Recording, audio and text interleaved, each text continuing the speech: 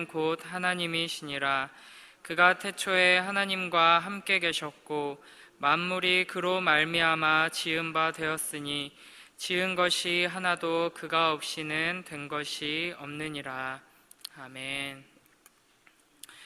1절에는 단어 하나가 3번씩이나 반복되고 있습니다.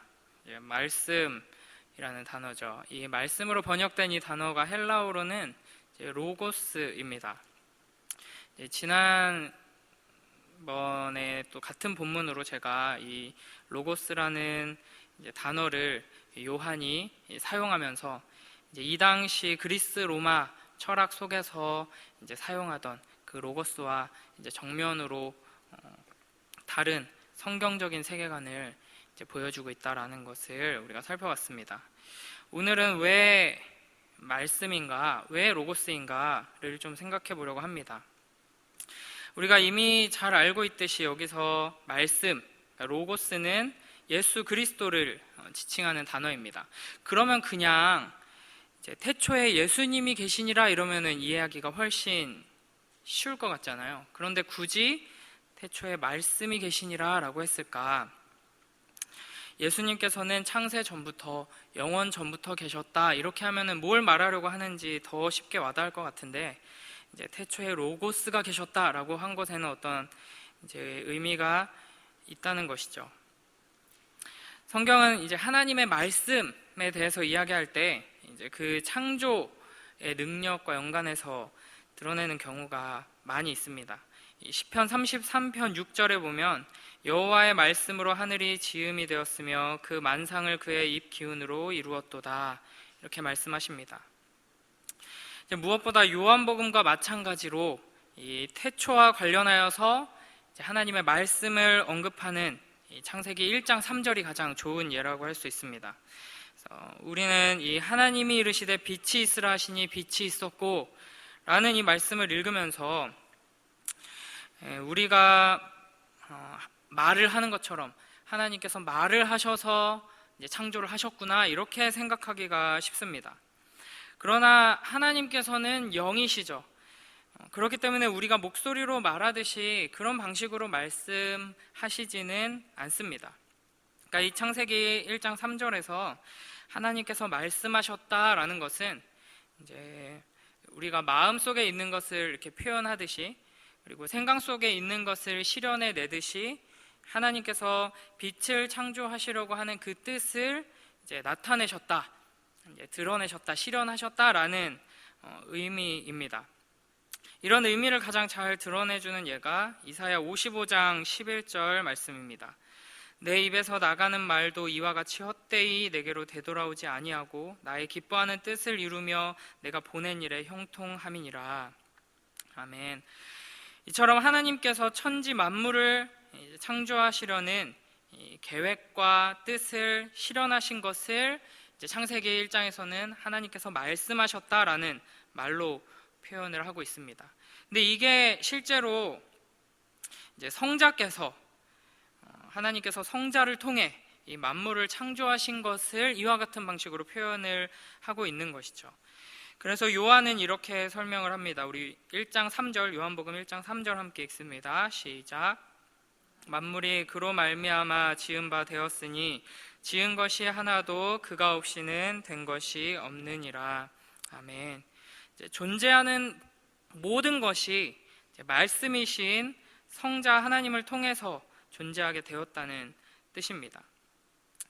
그러니까 이 창세기의 창조 기사에서 하나님께서 말씀하셨다라고 표현한 것은 성자 하나님께서 아버지의 뜻을 드러내고 또 알리고 실현하는 분이시다라는 것을 보여주는 것이고, 이 요한이 바로 이 성자 하나님의 이러한 역할을 염두에 두고서 그분을 말씀이라고 부르는 것입니다.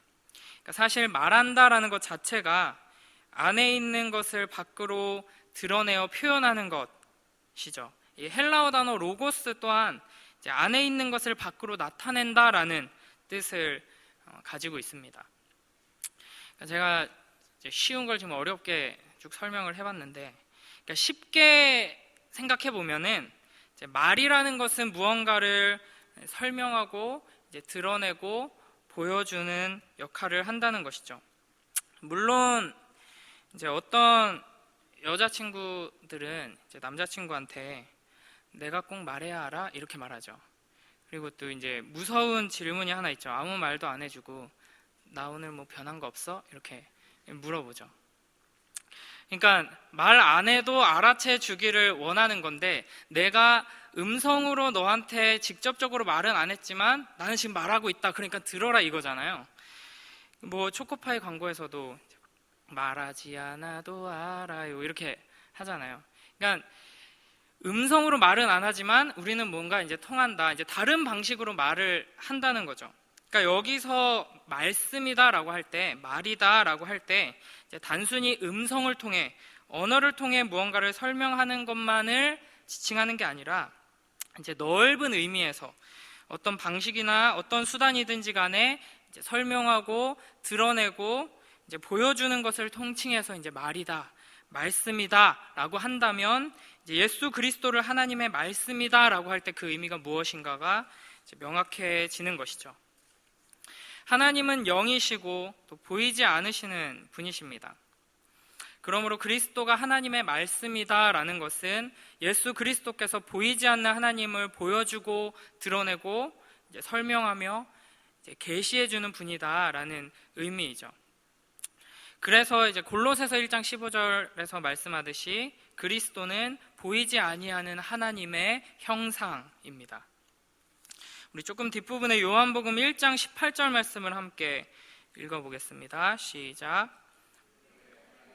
본 사람이 없으되 아버지 품속에 있는 독생하신 하나님이 나타내셨네. 아멘. 하나님을 본 사람은 아무도 없습니다. 그러나 인간의 몸을 입고 이 땅에 오신 예수 그리스도께서 바로 그 보이지 않는 하나님을 나타내셨습니다. 이 1장 18절에서 나타내셨다라고 하는 이 단어는 이제 설명하다, 펼쳐서 보여주다라는 뜻입니다. 히브리서 1장 1절 2절 말씀도 이 요한복음과 굉장히 비슷한 이야기를 하고 있는데 제가 읽어보겠습니다. 옛적의 선지자들을 통하여 여러 부분과 여러 모양으로 우리 조상들에게 말씀하신 하나님이 이 모든 날 마지막에는 아들을 통하여 우리에게 말씀하셨으니 이 아들을 만유의 상속자로 세우시고 또 그로 말미암아 모든 세계를 지으셨느니라. 아멘. 하나님은 우리에게 말씀하시는 하나님이십니다. 그래서 우리에게 자신을 드러내시고 이제 보여주시고 계시하시고 우리와 대화하고 소통하기를 원하시는 하나님이시죠. 그래서 하나님께서는 여러 선지자들을 통해서 말씀하셨습니다. 그리고 마지막에는 그 아들을 통해서 말씀하셨습니다. 우리가 선지자들을 두고 하나님의 말씀이라고 부르지는 않죠. 선지자들은 이제 일종의 대변인 같은 역할을 하는 자들입니다. 하나님의 말씀을 이제 대신해서 전하는 자들이죠. 그러나 하나님께서 마지막에 독생자 아들 예수 그리스도를 통해서는 이제 직접 말씀하십니다. 그러니까 예수께서는 단순히 하나님의 말씀을 대언하는 것이 아니라 이제 말씀으로써 우리에게 오셨다라는 것이죠. 예수 그리스도께서는 이 땅에 아기로 오시고 고난 받으시고 이제 하나님의 나라를 전하시고 여러 가지 이적들 표적들을 행하시고 또 십자가 달려 죽으시고 부활하시고 승천하셨습니다. 이 과정 속에서 예수님께서 하신 말씀뿐 아니라 행하신 모든 일과 그분의 성품과 그분의 존재 자체가 바로 하나님의 말씀이다. 그분의 존재 자체가 하나님이 어떤 분이신가를 우리에게 설명하고 보여주는 하나님의 말씀이다라는 것이죠. 그렇기 때문에 예수님을 본 자는 하나님을 본 것입니다. 예수님을 만나는 것은 하나님을 만나는 것입니다. 우리 좀 뒤로 넘겨서 요한복음 14장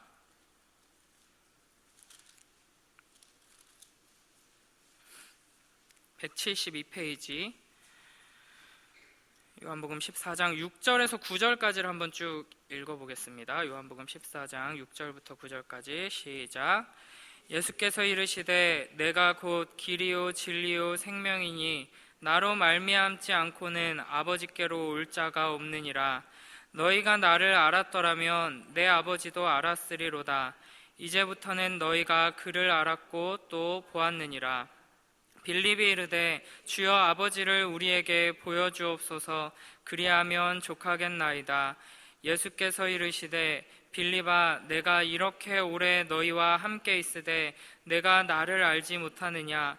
나를 본 자는 아버지를 보았거늘 어찌하여 아버지를 보이라 하느냐? 아멘. 예수님께서는 보이지 않으시는 하나님을 볼 수 있도록 그 자신이 말씀이 되셔서 우리에게 하나님을 보여주시는, 설명해 주시는 분이십니다. 그러니까 예수님께서 단순히 이제 가르침을 통해서 하나님에 대해서 알려주신다라는 의미 이상이라는 것이죠. 그분이 하나님의 말씀 자체이시기 때문에 우리는 이 복음서에 나타나 있는 예수 그리스도의 이 모든 모습들을 통하여서 하나님이 어떤 분이신지를 이해하고 깨닫게 되는 겁니다. 그래서 이제 예수 그리스도는 보이지 않는 하나님을 인간에게 보이시고 설명하신 하나님의 말씀이십니다. 그렇기 때문에 예수 그리스도를 통해서가 아니고는 이제 그 누구도 하나님을 알 수가 없습니다. 예수님을 통하지 않고는 결코 하나님을 만날 수가 없습니다. 예수님을 알지 못하면서 하나님을 안다라고 말할 수는 없는 것이죠. 반대로 예수님을 안다면 그것은 하나님을 아는 것입니다. 예수님을 본 자는 하나님을 본 것입니다. 예수님을 만난 자는 하나님을 만난 것입니다. 왜냐하면 예수 그리스도께서 바로 하나님의 말씀이시기 때문입니다. 우리 좀 더 넘겨서 요한복음 17장 18절 말씀을 함께 읽겠습니다. 요한복음 17장 18절 시작. 아버지께서 나를 세상에 보내신 것 같이 나도 그들을 세상에 보내었고. 아멘. 하나님이 누구신가? 여호와 하나님 아버지라는 그분은 어떤 분이신가? 라는 질문에 대한 가장 탁월하고 완벽한 그리고 유일한 대답으로서 이제 하나님께서는 말씀이신 그리스도, 그 아들 독생자 예수 그리스도를 보내셨습니다. 그리고 말씀이신 그리스도께서는 이 요한복음의 마지막 부분에서 부활하신 이후에 승천하시기 전에 제자들에게 오셔서 또 이렇게 말씀하십니다. 몇 장만 더 넘겨서 우리 20장, 요한복음 20장 21절 말씀을 우리 함께 읽겠습니다. 시작. 예수께서 또 이르시되 너희에게 평강이 있을지어다. 아버지께서 나를 보내신 것 같이 나도 너희를 보내노라. 아멘. 하나님께서 하나님에 대해 설명하고 또 보여주기 위하여서 그 아들을, 말씀인 그 아들을 보내신 것처럼 예수님께서는 제자들을 세상으로 파송하십니다. 하나님 아버지께서 그리스도를 말씀으로 이 세상에 파송하셨듯이 그리스도께서는 오늘 우리를 이 세상 속에 말씀으로 파송하시는 것입니다. 그렇기 때문에 그리스도인은, 교회는 세상을 향한 하나님의 말씀이다 라고 할 수 있습니다. 세상 사람들이 하나님이 누구냐, 예수가 누구냐, 성경이 뭘 말하냐, 기독교는 무엇이냐, 이렇게 질문을 던집니다. 우리에게 던지는 이와 같은 질문들은 결국에는 여러 가지 질문을 던지지만 하나님이 누구시냐라는 질문이라고 할 수 있고, 하나님이 누구시냐라는 질문을 해결하기 위해서는 예수는 누구인가라는 질문을 던져야 합니다. 그래서 예수 그리스도는 누구신가를 물어보게 해야 하는데, 이 질문에 대한 대답으로 주님께서는 우리를 보내셨다라는 것입니다. 어떤 사람들은 하나님을 믿느니 내 주먹을 믿는다 이렇게 말합니다. 예수 믿어라, 하나님 믿어라 이렇게 말하면 보여주면 믿겠다 이렇게 말하는 사람들도 있죠. 그래서 이제 하나님의 형상이신 예수 그리스도께서 우리에게 오셨습니다. 그러나 다시 가셨죠. 그래서 하나님 보좌 우편에 계시기 때문에 지금 우리의 눈으로 볼 수가 없습니다. 이 세상은 하나님을 볼 수 있는 방법이 없습니다. 그래서 하나님께서는 우리를 통해서 세상이 하나님의 살아계심을, 또 예수 그리스도를 보도록 하신다는 것입니다.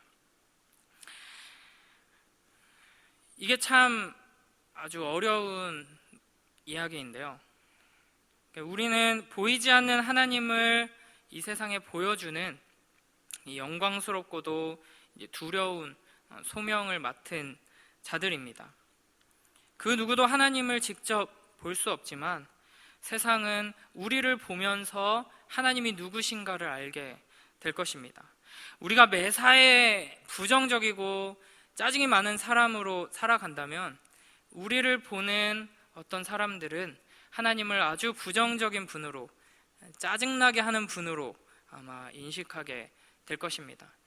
우리가 스스로를 그리스도인이라고 하면서 주일마다 예배의 자리에 모여서 찬양을 하고 성경책을 들고 다니고 하면서 특정한 어떤 정치적인 사상이나 이념을 진리처럼 믿고 그것을 이루는 것이야말로 이 세상의 가장 중요한 일이라고 생각하면서 살아간다면 어떤 이들은 하나님을 우파 하나님으로, 어떤 이들은 하나님을 좌파 하나님으로 이렇게 보게 될 것입니다. 아주 무서운 이야기입니다. 우리가 세상 권력과 명예와 돈을 위해서 살아간다면 어떤 이들에게는 하나님은 탐욕스러운 맘몬과 같은 존재로 비춰지게 될 것입니다. 그러니까 왜 세상이 도대체 이 좋은 하나님을 믿지 않을까? 왜 이 하나님께 나아오지 않을까? 우리의 모습을 돌아봐야 될 필요가 있습니다. 우리의 모습을 보면서 세상 사람들이 하나님이 어떤 분이신가를 본다면 나오지 않는 게 너무나도 당연해 보이죠. 이 세상을 향해서 하나님께서 지금도 말씀하고 계십니다. 우리의 말과 우리의 행동과 우리의 표정과 우리가 살아가는 방식과 우리가 추구하는 것들과 우리의 가정과 공동체가 존재하는 방식, 살아가는 방식을 통해서 하나님께서는 이 세상을 향해서 부르짖고 계십니다.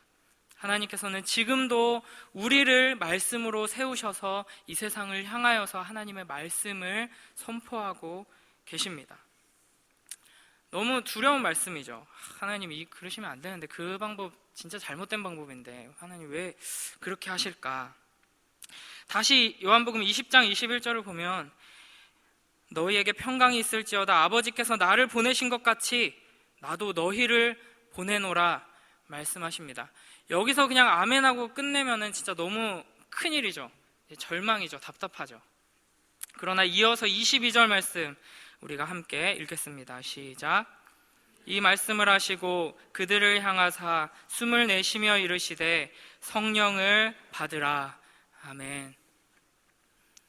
우리가 이대로라면 세상은 하나님을 제대로 보지 못할 것입니다. 그러나 하나님께서는 우리에게 예수 그리스도를 보내주셨고 이제 예수께서 승천하셔서 하나님 보좌 우편에 올라가시면서 우리에게 성령을 보내주셨습니다. 제자들은 예수님과 어깨동무하고 손잡고 같이 먹고 마시면서 있었지만 우리는 그 영원하신 하나님께서 우리 안에 거하심으로 이제 하나님의 뜻을 이룰 수 있게 하나님께서 역사하고 계십니다. 이 성령 하나님의 일하심을 의지하지 않고서는 하나님께서 우리에게 맡기신 하나님의 말씀의 이 사역을 능히 감당할 수 있는 자는 아무도 없습니다. 우리가 겸손히 우리 안에서 일하시는 성령 하나님을 의지하며 나아갈 때 세상이 우리를 통하여서 전능하시고 거룩하시고 영원하시고 선하신 하나님을 보게 될 것입니다. 우리가 하나님의 말씀을 온전히 붙들고 예수 그리스도를 온전히 의지하며 나아갈 때 세상은 우리를 통하여서 사랑과 공의의 하나님을, 풍성하게 베푸시며 신실하게 인도하시는 하나님을, 영원한 안식과 위로를 주시는 아버지 하나님을 만나게 될 것입니다. 우리가 성령 하나님의 그 능력을 의지하고 그 성령 하나님께서 그 말씀의 능력으로 우리 안에서 우리를 변화시키실 것을 기대하고 소망하며 우리의 모든 것을 그분 앞에 맡길 때 이런 일이 일어나게 될 것입니다. 그렇기 때문에 우리는 하나님의 말씀을 통해서 내가 변화되기를 소망해야 합니다. 지금 이대로라면 이 세상은 하나님을 아주 이상한 분으로 밖에는 볼 수가 없을 것입니다.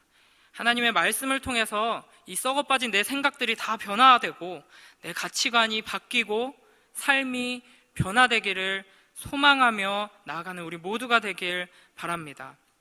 그리하여서 하나님의 말씀이 나를 채우고 하나님의 말씀이 나를 이끌어서 내가 바로 이 세상에 선포되는 하나님의 말씀이 되길 바랍니다. 우리의 가정과 교회가 이 어두운 세상을 비추며 무너진 세상을 바로 세우는 하나님의 능력의 말씀, 생명의 말씀이 되길 바랍니다. 하나님께서 나를 보내시고 또 세우신 그 삶의 자리에서, 가정에서, 또 학교에서, 또 직장에서 하나님이 누구시냐, 예수 그리스도가 누구이냐 이렇게 질문하는 세상에게 답을 주는 우리가 되길 바랍니다. 우리의 눈에는 잘 보이지 않을지 모르지만 지금도 그 영원한 생명을 찾아 헤매는 혼돈과 공허와 어둠 가운데 있는 이 세상에게 답이 되는 우리의 삶이, 또 우리의 가정이, 또 우리의 교회가 되길 간절히 바랍니다. 이 시간 이러한 소망을 가지고 함께 내는 주의 영광을 보내 찬양을 함께 하나님 앞에 올려드리길 원합니다.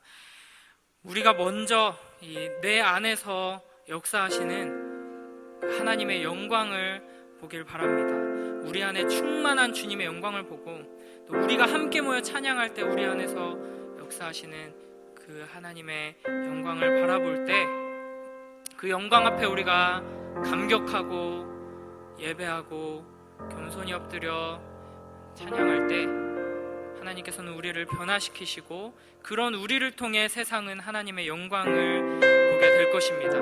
우리가 지금은 비록 하나님이 어떤 분이신가를 말하고 보여주기에 한없이 부족하지만 하나님께서 하나님의 능력으로 우리를 변화시키셔서 하나님의 영광을 드러내는 복된 삶으로 우리를 빚어주실 것이다 라는 소망을 가지고